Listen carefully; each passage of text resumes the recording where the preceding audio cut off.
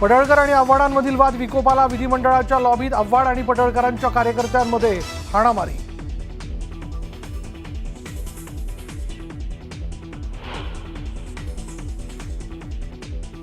मालच मारण्यासाठी आले होते सगळे। विधिमंडळाच्या पायऱ्यांवर भवनामध्ये आमदार सुरक्षित नसतील तर कशाला राहायचं आमदार? आपल्याला मारण्याचं प्लॅनिंग होतं, जितेंद्र आव्हाडांचा गंभीर आरोप। मकोकातील आरोपी विधान भवनात येऊन हाणामारी करत असल्याचाही दावा।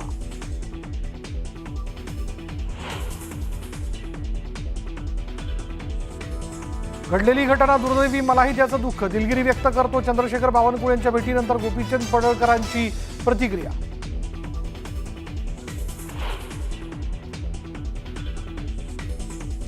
विधान भवनाच्या लॉबीत घडलेली हाणामारीची घटना चुकीची, राड्यासंदर्भात विधानसभा अध्यक्षांनी कारवाई करावी, मुख्यमंत्री फडणवीसांचं वक्तव्य।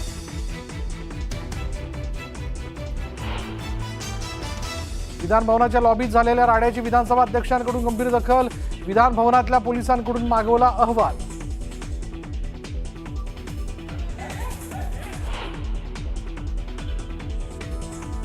उद्धव ठाकरेंनी घेतली मुख्यमंत्री फडणवीसांची भेट, त्रिभाषा सूत्र आणि विरोधी पक्ष नेतेपदावर दोघांमध्ये चर्चा। हिंदीची सक्ती हवी कशाला, हे पुस्तक ठाकरेंनी फडणवीसांना दिलं भेट।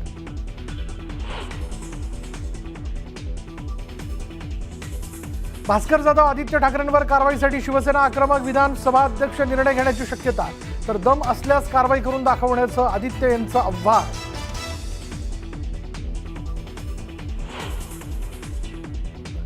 महाविकास आघाडीचे नेते उद्या राज्यपालांची घेणार भेट, जनसुरक्षा विधेयकावर स्वाक्षरी करू नये अशी विनंती करणार। काँग्रेसच्या प्रदेशाध्यक्षांनी घेतली उद्धव ठाकरेंची भेट।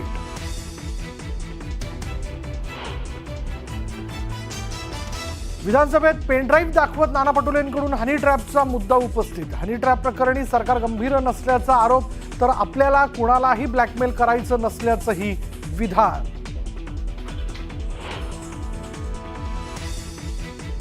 मनसे अध्यक्ष राज ठाकरे उद्या मीरा रोडच्या दौऱ्यावर, राज ठाकरेंच्या स्वागताची मीरा भाईंदरमध्ये जय्यत तयारी। मराठी अमराठीच्या मुद्द्यावर राज ठाकरे काय बोलणार, याकडे राज्याचं लक्ष। आज विधिमंडळाच्या आवारामध्ये जोरदार गोंधळ झाला, राडा झाला, हाणामारी झाली।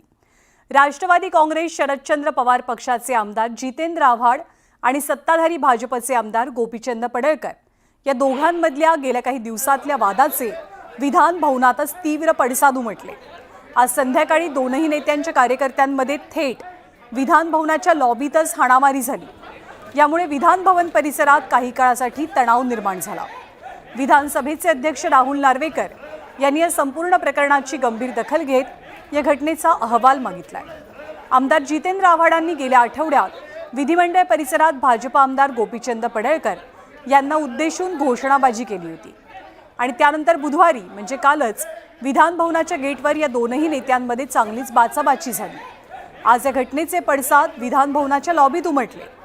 या दोनही नेत्यांचे कार्यकर्ते विधान भवनाच्या लॉबीत आपापसात भिडले, त्यांच्यात जोरदार हाणामारी झाली। जितेंद्र आव्हाडांचे कार्यकर्ते नितीन देशमुख यांच्यावरती हल्ला झाल्याचं सांगितलं जात आहे, पण अचानक झालेल्या किंवा अचानक उद्भवलेल्या प्रसंगामुळे, हाणामारीमुळे तिथे उपस्थित असलेले इतर आमदार, पत्रकार, कर्मचारी यांच्यामध्ये खळबळ माजली आणि हे सगळेजण सुरक्षित ठिकाणी धावताना पाहायला मिळाले।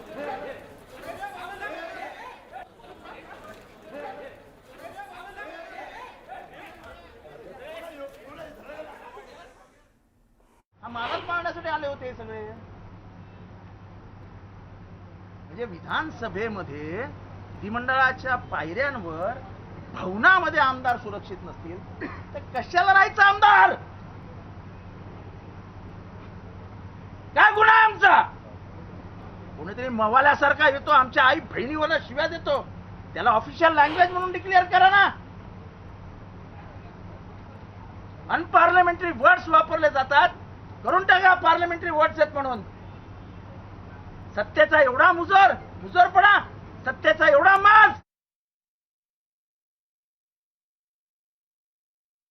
आणि या सगळ्या गोंधळानंतर जयंत पाटील हे विधान भवनाच्या लॉबीमध्ये पोहोचले आणि त्यावेळी त्यांनी जितेंद्र आव्हाडांचे कार्यकर्ते नितीन देशमुखांची भेट घेतली। यावेळी नितीन देशमुख काय म्हणाले ते आपण पाहूया। हो साहेब, त्या पडळकरला मारणार आम्ही आज. त्याला दाखवतो मस्ती त्याची.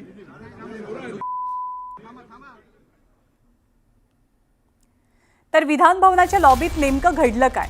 तर जितेंद्र आव्हाड आणि गोपीचंद पडळकर या दोन नेत्यांमध्ये गेल्या काही दिवसांपासून तू मैमे सुरू होती. विधान भवनात अनेकदा आव्हाड आणि पडळकर आमनेसामने आले. काल आव्हाडांचे कार्यकर्ते नितीन देशमुखांच्या मंगळसूत्र चोड अशा घोषणा ऐकायला मिळाल्या. या घोषणेचा राग मनात धरून पडळकरांच्या कार्यकर्त्यांनी देशमुखवरती हल्ला केल्याचं कळतंय. नितीन देशमुख हे पायऱ्यांवरनं जात असताना पडळकरांचे कार्यकर्ते आणि आव्हाडांचे कार्यकर्ते आमनेसामने आले. विधान भवनाच्या लॉबीमध्येच पडळकरांच्या कार्यकर्त्यांनी नितीन देशमुखला मारहाण केली.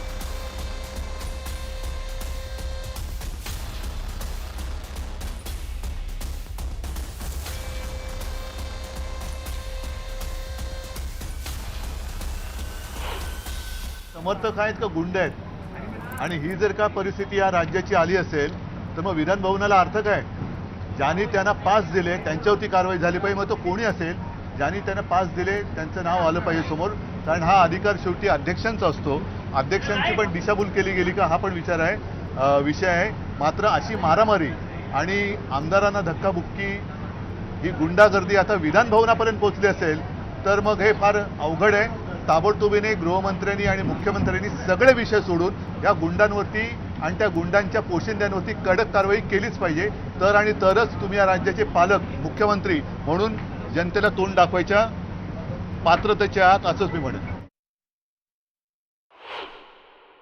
सरकार, मुख्यमंत्री आणि अध्यक्ष, सभापती तसंच होम मिनिस्टर हे सर्व या बाबतीत काय करतात? अखंड महाराष्ट्र त्याच्याकडे लक्ष देऊन आहोत. आम्ही सुद्धा देऊन आहोत. आणि अधिवेशनामध्ये गुंडाशाही, दडपशाही जर तिथं होत असेल तर महाराष्ट्राची आज काय परिस्थिती आहे हे त्या ठिकाणी आपण सगळ्यांनी समजून घेतलं पाहिजे. घडलेली घटना अतिशय चुकीची आहे. अशा प्रकारे इथे घटना घडणं हे बिलकुल योग्य नाही. या ठिकाणी माननीय अध्यक्ष विधानसभा आणि माननीय सभापती विधान परिषद यांच्या अंतर्गत हा सगळा परिसर येतो. त्यामुळे माननीय अध्यक्षांनी आणि सभापतींनी याची गंभीर दखल घ्यावी आणि या संदर्भात जी काही कडक कारवाई आहे ती कडक कारवाई माननीय अध्यक्षांनी करावी अशा प्रकारची विनंती मी त्यांच्याकडे केलेली आहे. मला असं वाटतं की अशा प्रकारे एकतर या ठिकाणी इतक्या मोठ्या प्रमाणात लोक जमा होतात आणि मारामारी करतात हे या विधानसभेला शोभणारं नाही आणि म्हणून याच्यावर निश्चित कारवाई ही झालीच पाहिजे. आणि जितेंद्र आव्हाड, गोपीचंद पडळकर या दोन नेत्यांमधला वाद हा आजचा नाहीये. तर पावसाळी अधिवेशनादरम्यान यापूर्वी सुद्धा या दोघांमध्ये अनेकदा शाब्दिक चकमक झाल्याचं चित्र दिसलंय. तारीख होती 11 जुलैची. विधान भवनाच्या परिसरात गोपीचंद पडळकर असताना जितेंद्र आव्हाडांनी घोषणा दिल्या आणि पडळकरांना डिवचलं. तर 16 जुलैला म्हणजे कालच विधान भवन परिसरात कारचा दरवाजा लावण्यावरनं पडळकर आणि आव्हाड यांच्यात बाचाबाची झालेली. त्यावेळेला शिवीगाळीचाही प्रकार झाला. कालच्या सगळ्या वादावरनं आव्हाड समर्थकांनी पडळकरांच्या विरोधात ठाण्यात आंदोलन केलं होतं आणि याच वादाचे पडसाद आज विधान भवनात उमटले आणि दोनही नेत्यांचे कार्यकर्ते विधान भवनाच्या लॉबीतच आपापसात भिडले.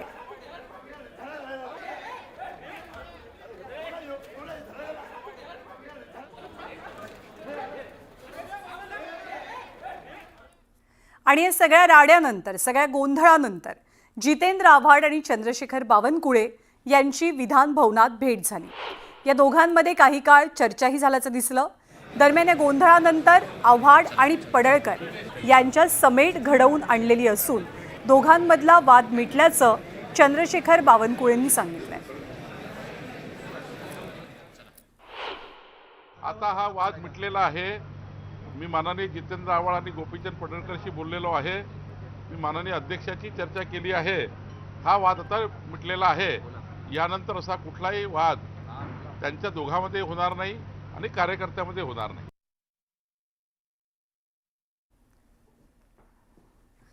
आणि या सगळ्या गोंधळानंतर गोपीचंद पडळकर यांनी दिलगिरी व्यक्त केली आहे. बघा, विधानसभेच्या प्रांगणामध्ये जी घटना घडलेली आहे ती अत्यंत दुर्दैवी घटना आहे. याचं अतीव दुःख विधानसभेचा सदस्य म्हणून मला आहे. मी महाराष्ट्र विधानसभेचे अध्यक्ष आणि सभापती हे आवार पूर्ण त्यांच्या अंतर्गत असल्यामुळं मी दिलगिरी व्यक्त करतो आणि याविषयी आमचे सगळे नेते मंडळी यांच्याशी चर्चा करून मी तुमच्याशी सविस्तर बोलतो. आणि हाणामारी होत असताना जो एक चेहरा प्रामुख्याने दिसतोय तो चेहरा आहे ऋषी टकलेचा. ऋषी टकले हा गोपीचंद पडळकरांचा कार्यकर्ता होता. टकलेचे पडळकरांसोबतचे काही फोटो समोर आलेत. ऋषी टकले हा सांगलीच्या पलूस कडेगावचा रहिवासी आहे आणि तो हिंदुस्थान शिवमल्हार संघटनेचा सांगली जिल्हा अध्यक्ष असल्याची माहिती आहे.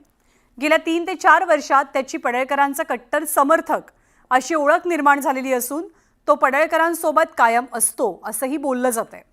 मुंबईत पावसाळी अधिवेशनादरम्यान पडळकरांसोबत तो विधान भवनात आल्याचं बोललं जात आहे. दरम्यान टकले हा मकोकातील आरोपी असल्याचा गंभीर आरोप जितेंद्र आव्हाडांनी केलाय. सरळ सरळ नीतींवर हल्ला करण्यात आला आणि त्यांचं प्लॅनिंग मला मारण्याचं होतं. कोण होतं हे माणसं? कोण आहेत? हे काय कार्यकर्ते होते? हे सगळे खुनातले, दरोड्यातले मकोकाचे आरोपी आहेत. मकोकाचे आरोपी विधिमंडळात येतात, हल्ले करतात. तर गोपीचंद पडळकर आणि जितेंद्र आव्हाडांमधील या सगळ्या राड्याबद्दल विधानसभेचे अध्यक्ष राहुल नार्वेकर यांनी सुद्धा प्रतिक्रिया दिली आहे. जाणून घेऊया. आज जी घटना विधान भवनाच्या आवारात घडली ही अत्यंत दुर्भाग्यपूर्ण आहे. संसदीय लोकशाहीच्या या मंदिरात अशी घटना घडणं हे कदापि स्वीकारलं जाणार नाही. या संदर्भातला सखोल अहवाल मी मागवलेला आहे. तो बघितल्यानंतर, वाचल्यानंतर मी पुढील कारवाई संदर्भातली घोषणा सभागृहात करेन. आणि या